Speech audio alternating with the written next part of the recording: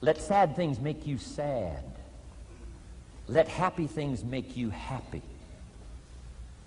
I'm telling you, give in to the emotion. Let the emotion strike you, not just the words, not just the image. Let the feeling strike you. Let the emotion strike you. Here's what's important. Our emotions need to be as educated as our intellect.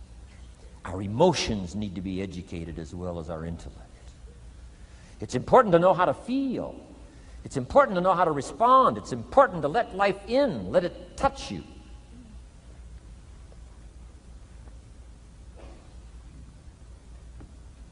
I'm the greatest guy in the world to take to the movies. I get into a good movie.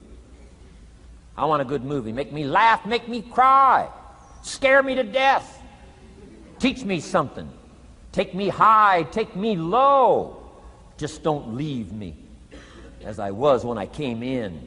Touch me, do something to me. Wow. I picked up the newspaper in Australia. The advertisement says, "See Dr. Zhivago on the big screen." I said, my gosh, I got to go see it on the big screen. I'd seen it, 2 or 3 times before, but the big screen, I love the old theaters, right? The balconies and the chandeliers and the draperies and all the stuff, the big screen. So I go one more time, see Dr. Zhivago, and sure enough, I'm swept away one more time. Story of the Russian Revolution, Dr. Zhivago, and that whole scenario. I had always missed the importance of the ending of that movie until this time. The other times I missed it. I'm telling you, this time I got it. Comrade General said, "Tanya, how did you come to be lost?" After he'd found her, right? Said, "How did you come to be lost?" And she said, "Well, I was just lost." He said, "No, how did you come to be lost?" She said, "Well, we were, the city was on fire when we were running to escape, and I was lost." He said, "No, how did you come to be lost?" And that's what she didn't want to say. He finally pressed her again. "How did you come to be lost?" And she said, "Well, while we were running through the city and it was on fire, my father let go of my hand and I was lost." That's what she didn't want to say. Comrade General said, "Tanya, that's what I've been trying to tell you. Komarovsky was not your real father. He was not. I'm telling you, I've been looking all over for you, and I think I found you. This man, my relative, Dr. Zhivago, the poet, I'm telling you, he was your father." And Comrade General said, "Tanya, I promise you this, if this man, your real father, had been there, I promise you, he would never have let go of your hand." And I got it. This time I got it. The other times I'm eating popcorn waiting for the movie to finish. This time I got it.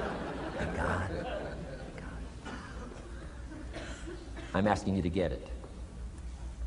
Absorb and respond. Maybe you heard the story about the evangelist here in Texas way back in the horse and buggy days. Used to put up his tent in these various Texas towns and hold tent revivals. And he put up his tent. One of these towns expected a big crowd to come and hear him preach. And he got there first night of the tent revival, and he walked inside the tent. It was empty. And he thought, something must be wrong. He waited till 8 o'clock. Nobody showed up. He waited till 8:15. Not a soul. Finally, 8:30. One lone cowboy wandered up on his horse, tied his horse up outside, came in, sat down on the front bench, big empty tent. So the preacher thought, well, at least I better go down and talk to the cowboy. So he goes down and talks to the cowboy, and he says, "Cowboy, I don't know what to tell you." He said, "I'm the preacher, and this tent was supposed to be full of people." And he said, "Something's gone wrong. I really don't know what to do. I'm embarrassed." And he said, "I don't know what to do." And the cowboy said, "Well, I'm not a preacher. I'm just a cowboy, so I can't tell you what to do. But he said, I know this, if I went out to feed my cattle and only one showed up, I'd at least feed it." So the preacher said, "Hey, the cowboy is right. If you've got a message to share, if there's one person or 1,000, don't let your ego get in the way. You should do the best you can." So he got kind of inspired by this conversation with the cowboy, jumped up on the platform, started preaching as if the tent was full of people. And he was so inspired, he just kept going, went for an hour and 15 minutes, hour and a half. Finally, wound down and quit. Come down off the platform, talked to the cowboy again, said, "Well, cowboy, what did you think of my sermon?" The cowboy said, "Well, I'm not a preacher, so I can't really tell. I'm just a cowboy. But," he said, "I know this. If I went out to feed my cattle and only one showed up, I'd feed it, but I wouldn't dump the whole load on it."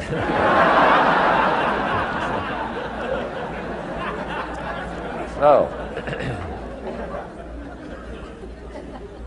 if it seems like we're dumping the whole load here today, I guess we really are. But you guys are working hard. Does anybody have 4 pages of notes? Oh, wonderful, wonderful. My job, I'm getting it done. Wonderful. We should give a prize one of these days for the most notes. Fantastic.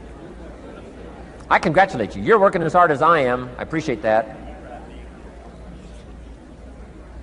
Okay, we got some more work to do, so let's go to work. Everybody's okay? Say, "I'm okay." I'm okay. All right. I'd love to take you with me as my traveling audience. Wow. We've covered the first 2 abilities in the personal development quest. One is the ability to absorb, don't miss anything, pay attention. Good watchword for the 90s, pay attention. Things are moving so fast these days, you got to pay attention, pick it up, soak up the colors, soak up the sounds, soak up what's going on. Second, respond, let life touch you. Let the emotions affect you as well as the sights. Now here's the third ability. Develop the ability to reflect. Reflect means go back over. Study it again. Go back over these notes that you're taking today. Go back through the cassettes one more time. Read the text one more time. But there's more to it than that. Go back over your day. I call it run the tapes again, so that the day locks in firmly. Here's some good times to reflect. 1, at the end of the day. Take a few minutes at the end of the day. Go back over the day. Who'd you see and what'd they say and what happened? How'd you feel? What went on? So that you capture that day. A day is a piece of the mosaic of your life. Number 1, don't treat it casual. Number 2, get from the day. And then number 3, go back over the day so that it locks in that experience, the knowledge, the sights, the sounds, the panorama, the color, motion, picture of the day. Just lock it in so that it will serve you for the future, having that day, not missing it. Next, take a few hours at the end of the week, called time to reflect. Go back over your day timer, go back over your calendar, go back over your appointment book. Where did you go and who did you see and how did it feel and what went on? Capture that week. A week is a pretty good chunk of time.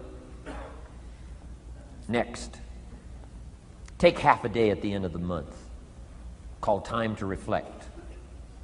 And do the same thing again. Go back over what you read, go back over what you heard, go back over what you saw. Go back over the feelings to capture it so that it serves you. Next, take a weekend at the end of the year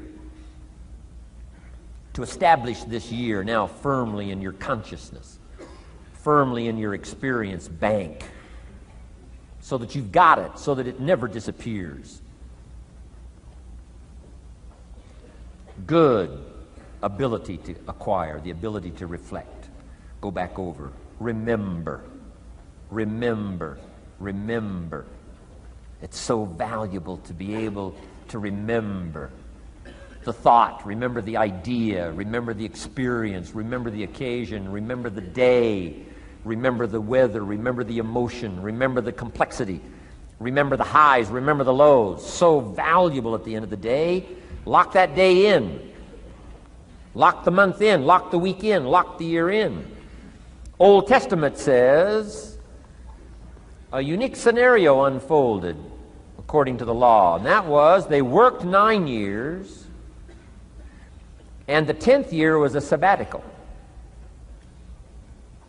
The 10th year, work 9, take the 10th year And not just to relax, not just to replenish, not maybe just to get physically in shape. Change of pace, we call it in the modern society, but not just for that.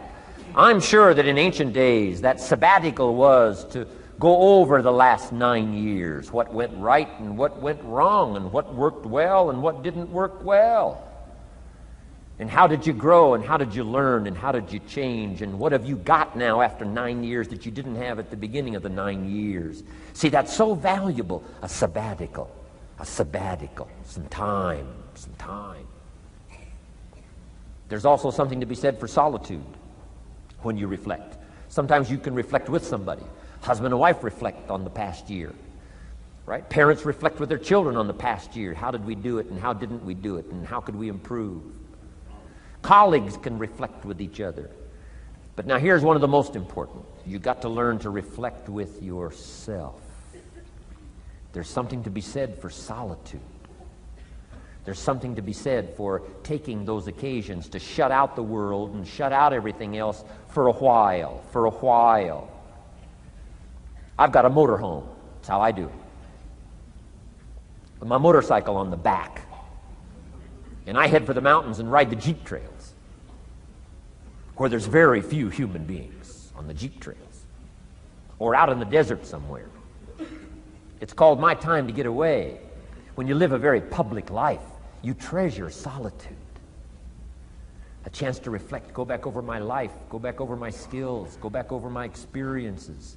Alone. There are some things you need to do alone. Ponder, think, wonder, read, study, absorb, soak in. See if you can't become better this year than you were last year, better the next 9 than you were the first 9. Solitude. There's even a more modern advice that says, go to the closet for time of meditation, time of prayer.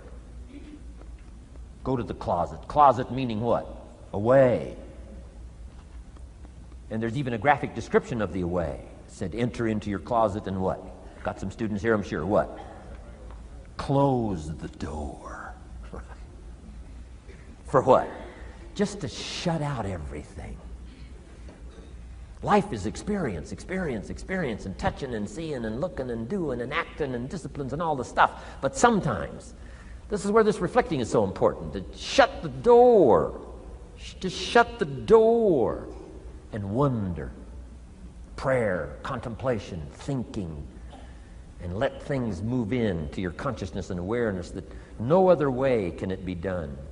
Right? Flying down the freeway, I'm telling you, it's difficult to get through. So many things to do, it's difficult to get through. But times of solitude, times to reflect. So this is so valuable, learn to reflect. Now here's why it's important to reflect. To make the past more valuable to serve you for the future. Here's what's really powerful, learning to gather up the past and invest it in the future. Gather up today and invest it in tomorrow. Gather up this week and invest it in the next week. Gather up this year and invest it in the next year. See, that's so powerful, rather than just hanging on one more year, hanging in there, seeing what's going to happen. Learn, study. This is part of the personal development quest, becoming better than you are, more valuable than you are, not just in terms of economics, in terms of motherhood, in terms of fatherhood, in terms of being a better brother, a better colleague, making a better contribution to the family, to society, to the community, to the church, to the office, to the commitment, to the partnership. Doesn't matter what it is that has value. Work on yourself, then you bring more value to the partnership, to the marriage, to the franchise, to the corporation, to the enterprise, to the community, to the nation. Self-development, personal development. The best contribution you can make to someone else is self-development, not self-sacrifice. Self-sacrifice only earns contempt. Self-development earns respect. Pity the mother who says, I'm just going to give up my life for my children. Self-sacrifice is not noble. Self-investment is noble from self-development. If I work on myself and become more valuable, think of what that'll do for our friendship. I used to use the old expression, you take care of me and I'll take care of you. I found out how shallow and short-ended that was. And I changed it to read like this, I'll take care of me for you, if you will please take care of you for me. And this is part of it, the personal development, that we work harder on ourselves than we do on our job. Now we bring that to the friendship. Now we bring that to the marriage. Now we bring that to the family relationship as a father, as a mother. And we develop the strength and we develop the power. That's key. And it takes, I think, this scenario of disciplines, these abilities, to acquire those gifts and those skills, that value, so that we bring more.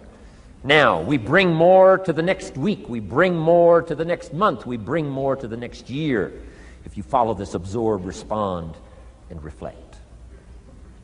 I said to my father when he was about to turn 76, his 76th birthday, I said, "Dear father of mine, can you imagine what it's going to be like to gather up the last 75 years of your life and invest them in your 76th year?"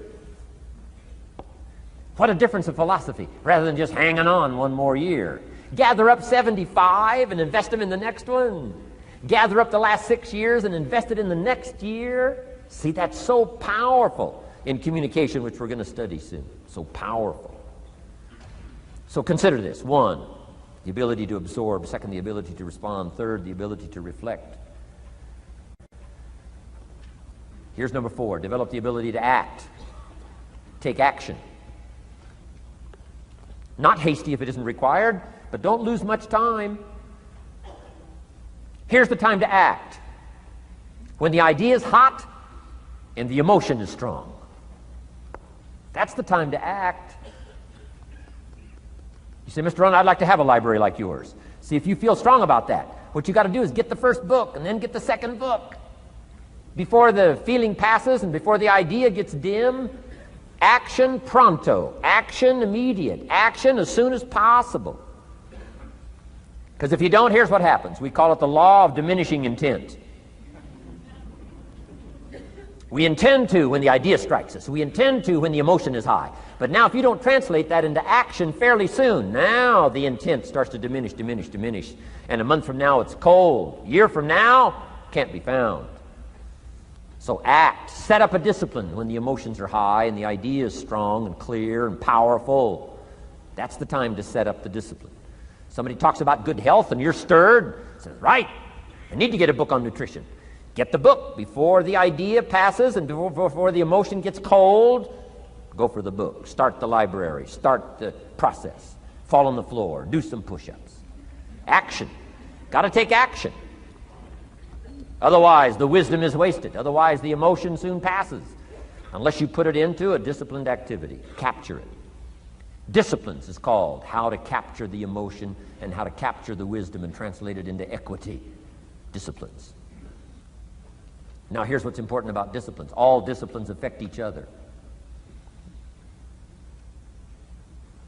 In fact, here's a good philosophical phrase. Everything affects everything else. Nothing stands alone. Don't be naive in saying, "Well, this doesn't matter." I'm telling you, everything matters. There are some things that matter more than others, but there isn't anything that doesn't matter. Okay. We all pity the man who says, "Well, this is the only place I let down." Not true. Key to take home. Every letdown affects the rest of your performance. Every letdown affects the rest. This is part of the educational process on personal development. If you don't take the walk around the block, you probably won't do the apple a day. If you don't do the apple a day, you probably won't start building your library. If you don't build your library, you probably won't keep a journal, and you won't take pictures, and then you won't do this, you won't do wise things with your money, won't do wise things with your time, won't do wise things with your possibilities and relationships, and the first thing you know, 6 years of that accumulated, and we say you have messed up. So the whole key to reversing that process now is to start picking up these disciplines. Now here's the positive side. Every new discipline affects the rest of your disciplines. Every new one affects the rest. That's why action is so important. The least action, the smallest action. Take it. Because when you start accomplishing and the value starts to return from that one action, it'll inspire you to do the next one and the next one and the next one. You start walking around the block, it'll inspire you to get an apple. Get an apple, it'll inspire you to get a book. Get a book, it'll inspire you to get a journal. Get a journal, it'll inspire you to grow, develop some skills. All disciplines affect each other. Every lack affects the rest. Every new affects the rest. The key is to diminish the lack and set up the new. And you've started a whole new life process. Key. Also, one more thought on discipline. Here's the greatest value of discipline: self-worth, self-esteem. People are teaching self-esteem these days, but they don't connect it to disciplines. The least lack of discipline, and it starts to erode our psyche. One of the greatest temptations is to just ease up a little bit, right? The slightest lack of doing your best starts to erode the psyche. Instead of doing your best, doing just a little less than your best. Sure enough, you say, well, it's just going to affect my sales. No, it's going to affect your consciousness. It's going to affect your philosophy. Now you've begun in the slightest way to affect your own philosophy. Here's the problem with the least neglect. Neglect starts as an infection. And if you don't take care of it, it becomes a disease. And one neglect leads to another. And the worst of all, when neglect starts, it diminishes our self-worth, our self-confidence, our self-value. You say, well, how can I get back my self-respect? I'm telling you, you don't have to go to 29 classes. All you have to do is start the smallest discipline that now corresponds to your own philosophy, like I should, and I could, and I will. No longer will I let neglect stack up on me so that I will have the sorry scenario 6 years from now, giving some excuse instead of celebrating my progress. That's the key to discipline. Okay? Let's get kids involved in the least of disciplines. One more, and then one more, and then another one, and then another one, and then some more. And the first thing you know, you're starting to weave the tapestry of a disciplined life into which you can pour more wisdom and more attitude and more strong feeling, more faith and more courage. Now you've got something, a vessel in which to put it. And now the equities start to flow. And the early return, I'm telling you, if you'll start this process, the early return will have you so excited. You'll commit yourself to this strategy for the rest of your life. You'll never go back to the old ways. Join a new crowd. Join a new group. The disciplines to do it. Take action. I recommended the last time I was here the little book, Richest Man in Babylon, and I said I've lectured now to over 3 million people in the last 33 years, and I've recommended this little book to almost all of them, I think. Guess how many have actually gone and got this little book? Answer, very few. My best guess is 10%. Such an easy thing to do. In that last seminar, right, I suggested this little book, number one, is easy to find. Number two, it's easy to buy. The most you can pay for it, $6, $7, $8. You can borrow that from your kids. And number three, it's easy to read. It's in story form. That's why I use it for teenagers, teaching them how to be rich by 40, 35 if you're extra bright, much sooner if you find a unique opportunity. But if it's easy to find and easy to buy, and if it's easy to read, why wouldn't everybody go get it? We don't know. What do you know? You don't know. I don't know. Nobody knows. Here's how profound it is. Some do and some don't. Now here's the numbers. About 10% do. 90% don't or won't. And we don't know the mystery of that. And I'm telling you, 10 years from now, those numbers will still be the same. 10% will, 90% won't. The numbers don't change. Only the faces change. You're looking at one of the faces.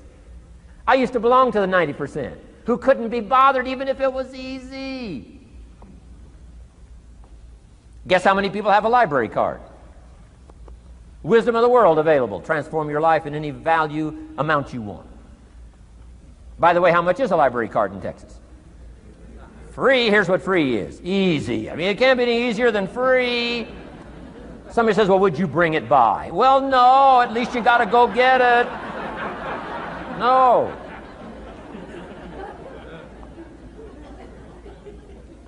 Wisdom of the world available. Transform your life spiritually, socially, personally, economically, and every other way. Teach you how to be rich and powerful and sophisticated and healthy, influential. How many people have a library card? Answer, 3%. 95, 97% couldn't be bothered. Guy specializes in happy hour, but he doesn't have a card. And now readily and quickly blames the government and blames his company and blames policy and blames the pay scale. When if he only knew, if he joined the 3%, here's my advice to you today. Walk away from the 97%. Don't talk like they talk. Don't act like they act. Don't go where they go. Don't specialize in what they specialize in. Throw away the blame list they cling to. Start you a new life. You say, well, is it as simple as getting a library card and join the 3%? And the answer is, of course. Of course. That's how easy this stuff is. This is so easy. It's so simple. It's not complex. You don't need a 2,000-year-old guru. You don't need multi-track affirmations. I'm telling you, don't. Affirmation without discipline is the beginning of delusion. Key. Don't let somebody sweep you into some contrary way to nature itself says, unless you labor the miracle of the seed and the soil and the seasons and God and all the other stuff that's available, sunshine and rain, that's not available to you by affirmation. It is only available to you by labor. So labor well. Okay. Learn well. Discipline yourself well. And you can have all the treasures you want. This stuff's easy and simple. It's not ocean waves and seagulls. You don't have to move to Sedona where all the force fields come together in Arizona.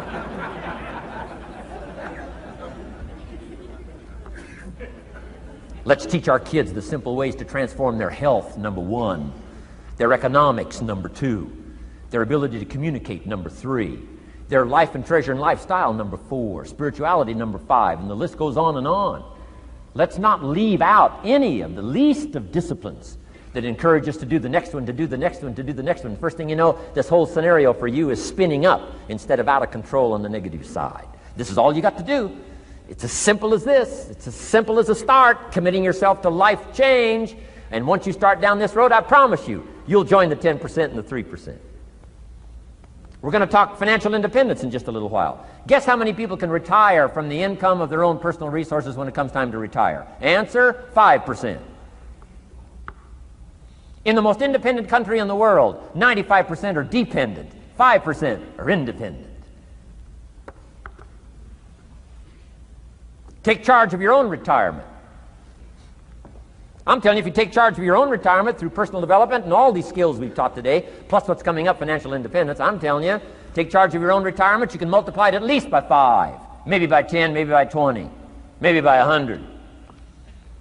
Let the government take care of it, some company take care of it, you got to divide by 5.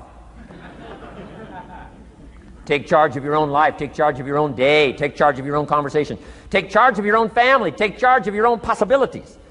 And learn these skills, develop this kind of strategy, and I'm telling you, life will open up for you. Join the 3%. Join the 10%. Join the 5%. Walk away from the 95%. In our Leadership Weekend we teach, find out what poor people read and don't read it.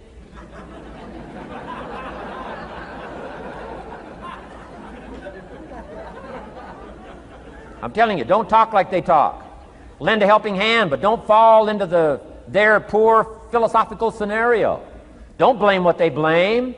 Don't use the excuses they use. It's called the language of the poor. Switch gears, switch language, switch ideas, switch strategy. Start with the simplest of disciplines. And don't bemean any of these disciplines. The smallest of disciplines starts the process of life change.